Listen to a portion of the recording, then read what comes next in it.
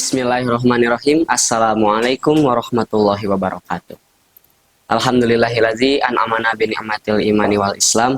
Wassalatu wassalamu ala sayyidina Muhammad khairil anam wa ala alihi wa ashabihi wa tabi'ihi ala dawam. Asyhadu an la ilaha illallah wahdahu la syarikalah wa asyhadu anna Muhammadan abduhu wa rasuluh.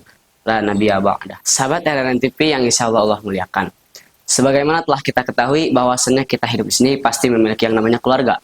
Ayah sebagai kepala keluarga, ibu sebagai ibu rumah tangga, dan anak sebagai bunga keluarga. Dan itulah yang dinamakan sebuah keluarga. Di dalam sebuah keluarga ada yang namanya hak dan kewajiban. Dan di dalam Islam ada tuntutan hak dan kewajiban bagi seorang ayah, ada tuntutan hak dan kewajiban bagi seorang ibu, begitu pula dengan anak. Ada tuntutan hak dan kewajiban bagi seorang anak. Dan bagi setiap anggota keluarga, mereka takkan pernah terlepas dari yang namanya hak dan kewajiban.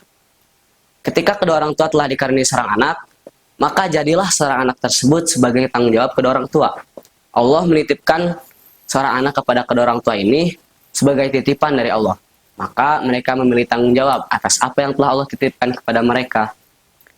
Dan dimulai dari sinilah, kedua orang tua harus melaksanakan kewajibannya untuk memenuhi hak-hak seorang anak. Sahabat RRN TV yang insya Allah Allah muliakan. Ketika kedua orang tua telah dikaruniai seorang anak, maka mereka pun mempunyai anak dan keturunan. Orang tua, mereka bekerja keras untuk anaknya. Begadangnya mereka, waktu-waktu yang disisihkan oleh mereka, jelasannya untuk anaknya. Karena memang sudah menjadi kewajiban bagi kedua orang tua. Untuk apa? Untuk memenuhi hak-hak anak.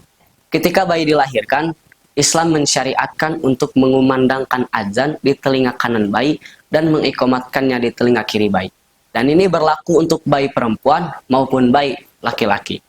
Nah, baginda Rasul juga menganjurkan kepada kita semua untuk memasukkan kurma ke dalam mulutnya, mencukur rambut kepalanya, dan bersedekah seberat rambut kepalanya.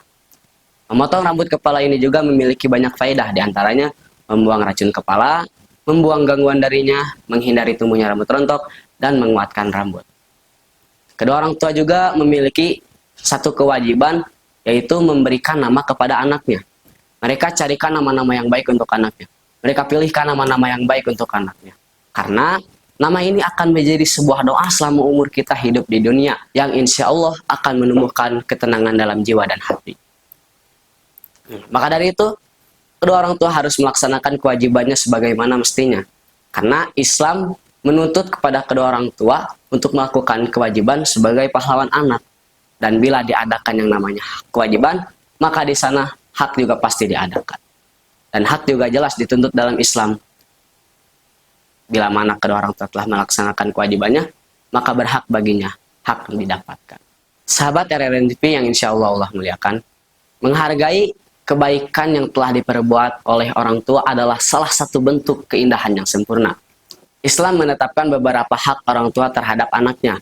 Membalas kebaikan dengan kebaikan dan lemah lembut kepada orang tua adalah haknya orang tua. Dan kita memiliki kewajiban untuk melakukannya sebagaimana mereka telah perbuat saat kita masih kecil.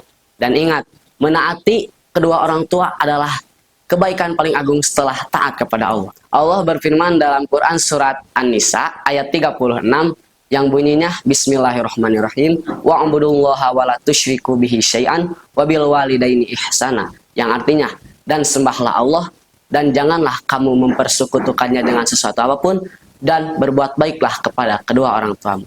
Maka dari itu kita harus selalu senantiasa berbuat baik kedua orang tua dan menaatinya. Dan pada Al-Quran surat Al-Isra ayat 23 yang sudah sering kita dengar, bahwasanya ayat ini menjelaskan kita itu harus selalu taat dan berbuat baik kepada orang tua. Ayat ini juga melarang kita untuk melakukan perbuatan durhaka kepada mereka. Karena Allah itu tidak memuji yang namanya kehinaan. Dan jelas Allah tidak menyukai hal ini. Bahkan melukai perasaan kedua orang tua dengan perkataan saja sudah tidak diperbolehkan. Apalagi menghinakan kedua orang tua dengan perkataan yang tidak-tidak. Karena apabila kita menyakiti perasaan orang tua, melukai perasaan orang tua, dan karena hal ini juga orang tua meneteskan air matanya, maka diharamkan baginya mencium wangi surga. Sahabat RRN TV yang insya Allah Allah muliakan, ditanyakan oleh Abdullah bin Mas'ud kepada baginda, manakah amalan yang paling disukai oleh Allah? Baginda menjawab, sholat tepat pada waktunya. Dia bertanya lagi, kemudian apa lagi? Baginda menjawab, berbuat baiklah kepada kedua orang tuamu.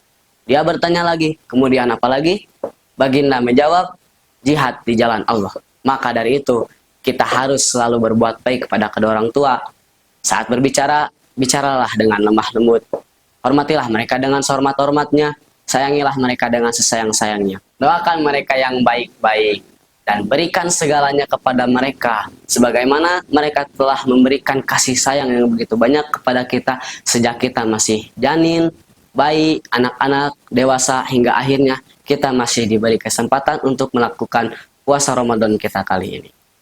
Perlu kita sadari beberapa kewajiban-kewajiban yang telah dilakukan oleh orang tua. Maka tak pantas bagi kita untuk membuat mereka kecewa atas apa yang telah kita lakukan kepada mereka.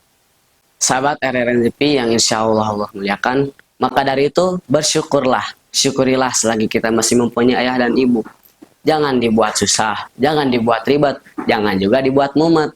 Buatlah mereka bahagia selagi kita masih mempunyai ayah dan ibu. Bayangkan jikalau kita sudah tidak mempunyai salah satu dari mereka. Dibaringkan ia di tempat ia dibaringkan, matanya tertutup rapat. Hidungnya tertutup oleh kapas, seluruh badannya sudah tertutupi oleh kain kafan. Tak terbayang betapa sedihnya kita saat ditinggal oleh salah satu dari mereka.